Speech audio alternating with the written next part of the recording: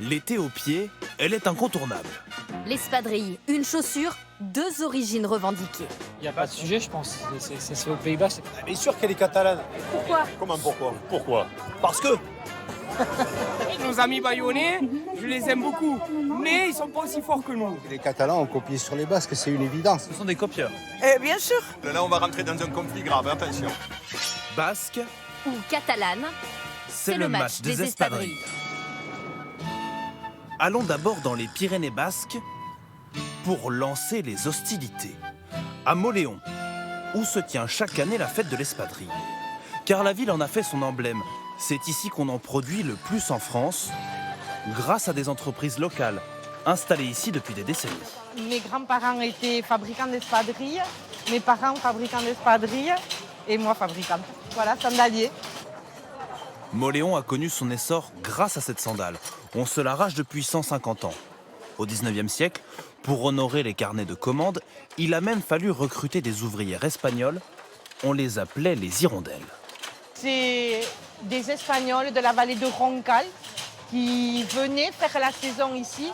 Elles arrivaient en octobre et repartaient en avril. C'était de la main-d'œuvre supplémentaire pour les ateliers ici.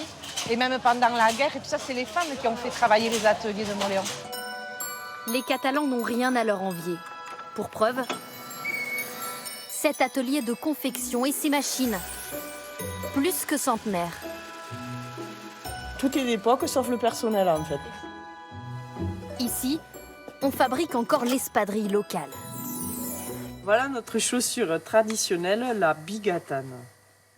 Une espadrille avec un petit truc en plus, des lacets pour bien tenir aux pieds. À l'époque, ils avaient une paire qui servait à travailler, une paire pour le dimanche, etc. Mais elle faisait partie du quotidien de tout le monde. Une chaussure à tout faire. Le village en produira jusqu'à 10 000 paires chaque jour. Voilà, vous avez votre paire de bigatane qui est terminée. 100% catalane. Pour l'origine entre basque et catalan, difficile de trancher, un point partout. Côté popularité, la bigatane revendique des fans célèbres comme Dali ou même Grace Kelly. Mais ce sont bien les Basques les plus vendus. On en achète près de 4 millions chaque année en France. Cela fait donc 2-1 pour les Basques. Et ce sont bien plus que des sandales de plage. Regardez bien leurs pieds.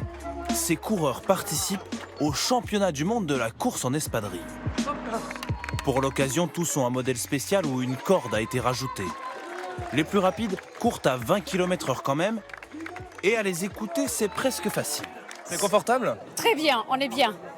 On se croit à la maison devant la cheminée. Au chaud, les pieds en éventail. Bon, il y a quand même un peu de casse. C'était marrant, mais après, ampoule quoi. Très grosse ampoule. Sinon, j'aurais fait premier. Bien sûr. Mais l'espadrille catalane fait encore mieux. Elle court des marathons en 2h35. Bonjour mes noirs. Bonjour. Les bigatanes de la victoire. Exactement. Et presque sans égratignure. Comme vous voyez, elles sont toujours neuves à l'arrivée. Je défie les Basques de fabriquer une espadrille ou une bigatane de cette qualité. Endurante, la bigatane peut aussi supporter les sauts à répétition des danseurs de sardane, la tradition catalane. Elle convient même aux plus petits pieds, à condition de bien savoir la lacer. On peut danser combien de temps comme ça en bigatane? Je sais pas. Des fois toute la journée, ouais, on passe toute la journée, le soir en bigatane. Non, jamais. Pour la solidité, le point va au bigatane catalane. À la fin du match, 2 points partout. Catalane Ou basque, chacun trouvera espadrille à son pied.